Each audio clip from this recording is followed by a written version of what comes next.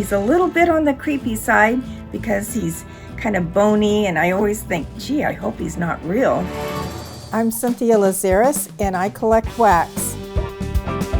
I love everything rare, weird, and wonderful. I have been spending my entire life traversing swap meets, garage sales, and auctions looking for the newest piece to add to my collection. As you look around the room, there's a little bit of everything. Join me on my journey to find the weird and the wonderful.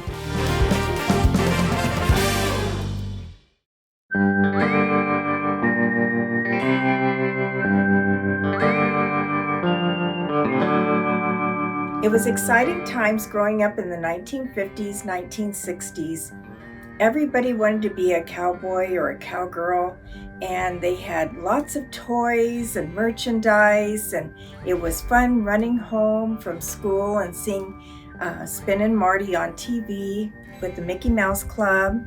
And it was also fun sitting with my parents watching Gunsmoke and Bonanza and all the rest of the Western things that were going on at that time. I've always had a deep love for Western memorabilia and toys. As you can see behind me, I have a lot of things, and I've kept them over the years. But it wasn't until one day, watching my neighbor across the street tear down their old wood fence, did I not want to make a display. After going over and asking if I could do this, they said yes, kind of oddly, and I brought it home, washed each board, cleaned it very, very good. I didn't want to bring in any termites or anything, and I put some varnish on it, and I nailed up the wall and made a floor, and as you can see, I made like a little Western set so I could display all my things. It gave me a platform so I could have some sort of a foundation so I could display my Western memorabilia. The one thing that I did have, since I'm a Disney collector, is right behind me is the Shoot the Bear, which came from Disneyland. It was in Frontierland. Now, sadly, as you can tell, the new generation doesn't really get into Western memorabilia because it's not really their thing and it's just not popular. So you can kind of see how it's diminishing, and a lot of things have changed over the years. You could even see at Disneyland, Frontierland's getting smaller and smaller. And but this was a lucky piece that I was able to get. And this is the Shoot the Bear from Frontierland from Disneyland, and it was in the Davy Crockett area, and the kids would come up and they would come up to a log which was right in front of it, and they had a gun and they would hold it up, and this was, it looks like it's a bear with Pluto. And I had heard also that Sam McKim, which is a Disney artist, had come in and had drawn the background on this and the mural in the front on the glass. And I have some pictures over here that shows what it looks like at Disneyland with some advertisements.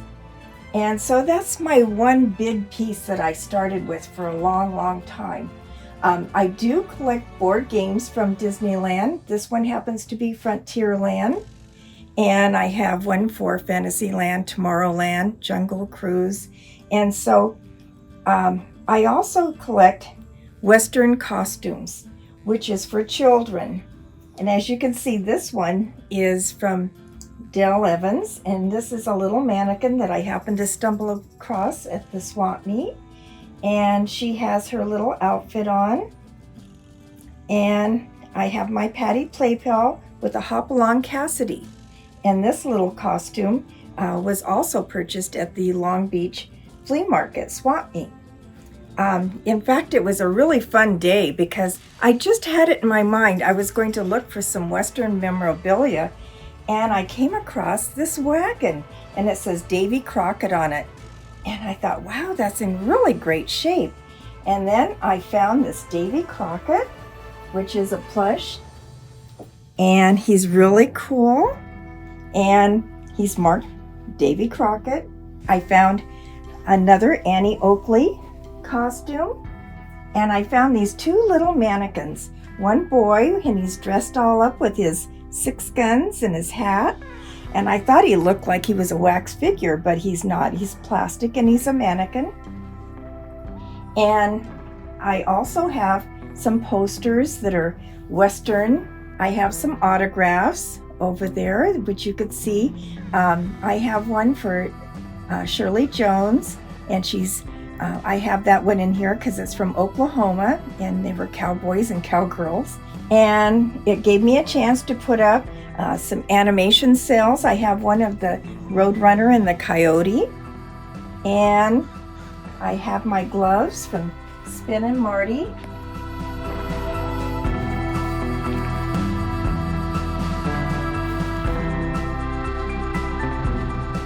And I do have some posters from Disneyland that were from the Living Desert, and that was also some Living Desert stationery that was used by the Disney Studios. One thing I just recently got, which was interesting, this is from the Bonanza set at Movieland Wax Museum. It was given to me just recently. If you look back in this case, which is really exciting, it's some fossils. I've always collected fossils, and a lot of these pieces came from Knott's Berry Farm. I have the sloth's vertebrae and hip bone, and I have a piece of a dinosaur egg. So it just kind of all worked together. Every time that I see something that's bones or something to do with animals, I'd love to be able to have some taxidermy in here. It would be really exciting. Not that I want to have anything that's modern, anything that's old from the 50s and 60s of that era would be a lot of fun. One time I went out to the swap meet and I only had $20 on me, and that's all I had to spend.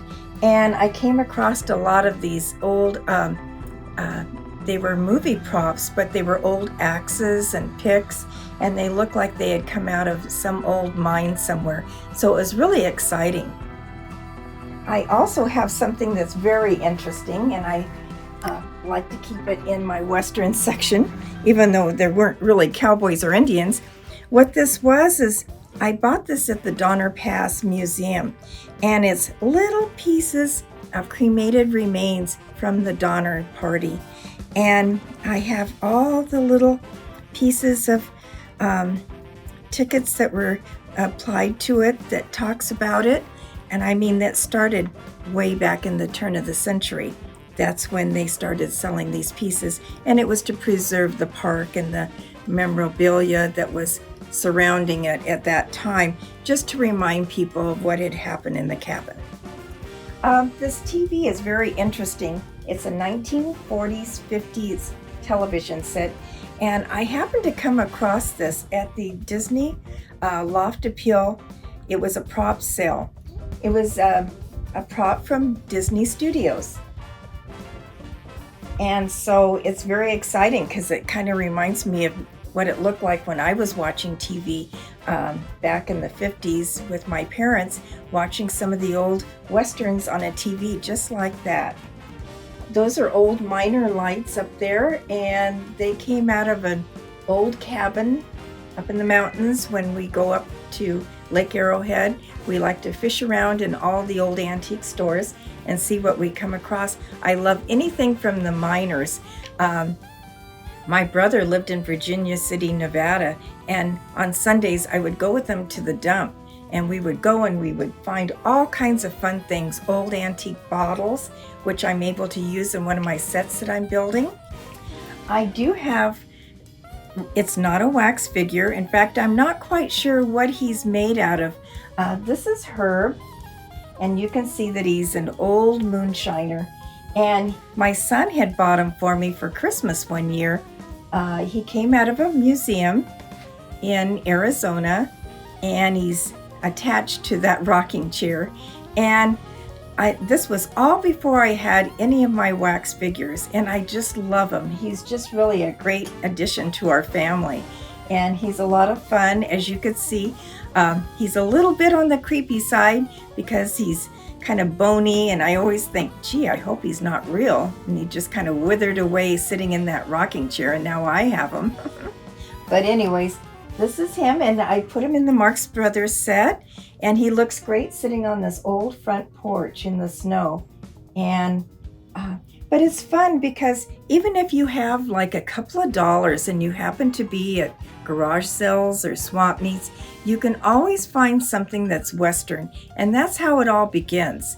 Just by finding one thing that you like that's enjoyable and adding it to your collection and just making it fun.